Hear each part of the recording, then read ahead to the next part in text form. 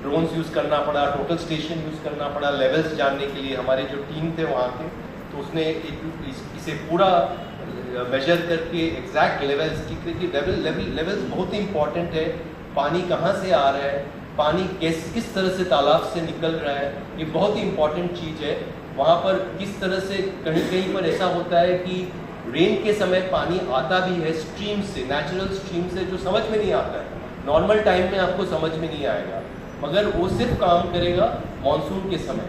सो ये जो लेवल्स है जानना एक्सट्रीमली इम्पॉर्टेंट है। हमने ऐसा जो समर का जो लेवल था पानी का, उसे 0 कंसिडर किया है, वहाँ से सब कैलकुलेशन शुरू किया है। सो लेवलिंग बहुत इंपॉर्टेंट है। ऐसे भी जब हम प्रोजेक्ट करने जाते हैं, ये सब एस्पेक्ट्स हमें लगता है कि जस्ट हम एक प्लान बना देंगे सुशोभीकरण का, ऐसा होता नहीं है। पानी किस तरह से मूव करते हैं, किस तरह से बिहेव करता है एक सिस्टम में, ये जानना बहुत ही इम्पॉर्टेंट है, और ये इंजीनियरिंग के जरिए किया जा सकता है। तो अपना जो पहला जो आइडिया था, आप अगर देखोगे फिर से, मैं जैसे ही प्रोजेक्टर चेंज होता है मैं दिखाऊंगा कि पहले जो गंदा पानी जो आ रहा है, सांड पानी जो आ रहा है, उसे किस तरह से एक सेटलिंग पॉन्ड पे लाया जा सकता है। तो पहला हम लोग सेटलिंग पॉन्ड क्रिएट किए। सेटलिंग पॉन्ड में बहुत सारे वहाँ पर दूषित पानी आकर सेटल करते हैं, जो हैवी जो पार्टिकल्स सेटल कर जाते हैं, और एक होल्डिंग पॉन्ड में जाता है। होल्डिंग पॉन्ड में पानी रहता है, वहाँ से मैं उसको पंप करके बायोडाइजेस्टर बोल के, जहाँ पर डाइजेस्ट होता है, मेनली इट इज़ एनारोबिक, जो बैक्टीरियाज है बिना एयर के काम करते हैं, एनारोबिक प्रोसेस है। बायोडाइजेस्टर में लेकर पहला जो ट्रीटमेंट है बायोडाइजेस्टर में होता है, और बायोडाइजेस्टर से जो पानी निकलता है वो एक कंटिन्यूअस रीड बेड के सिस्टम से उसे लिया जाता है, जो कि एरोबिक ट्रीटमेंट है।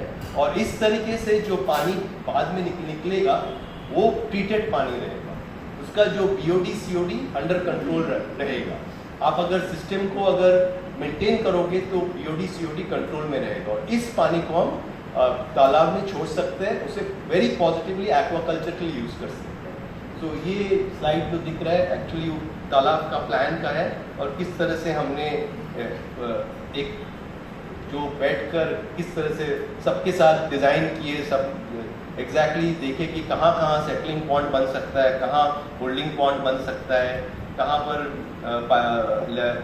जो ये है जो रीड बेड है वो भी बन सकते हैं। और इसके बीच में हमें एक ये भी बोलना चाहिए कि उनको चलने का जगह चाहिए था, एक शिवाजी महाराज का स्टैचू बनाने का जगह चाहिए था, वो भी हमने उनके लिए बनाया। तालाब जब हम लोग कंसल्टेशन में गए तो उन्होंने कहा कि आप कर रहे हो ये काम, मगर इसमें जो वहाँ के जो रविवासी है उनके लिए जगह घूमने के लिए, उनके